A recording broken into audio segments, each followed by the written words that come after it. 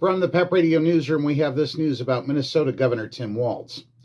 Minnesota Governor Tim Walz, Democrats' 2024 candidate for vice president, is ending his bid for a third term amid President Donald Trump's relentless focus on a fraud investigation into the state's child care programs and its Somali community.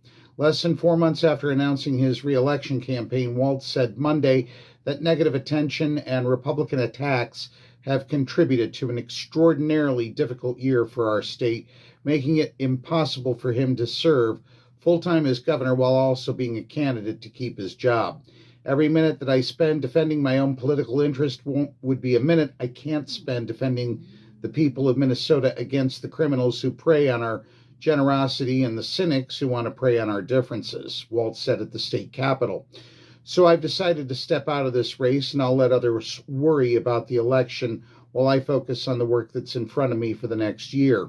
Walz did not take questions from reporters after speaking for about 7 minutes, much of which was involved repeating his earlier written statement announcing his decision.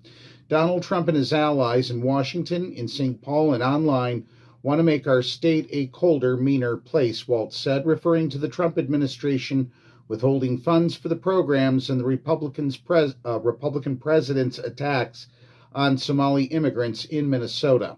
Walz did not explicitly acknowledge the impact of a viral video from a right-wing influencer who claimed he'd found rampant fraud at daycare centers operated by Somali residents in Minneapolis. But the Trump administration has cited the video in its decision to cut off certain federal funding streams, and the video's creator, Nick Shirley, was happy to take credit for the governor's decision. I ended Tim Walz, Shirley posted Monday on social media.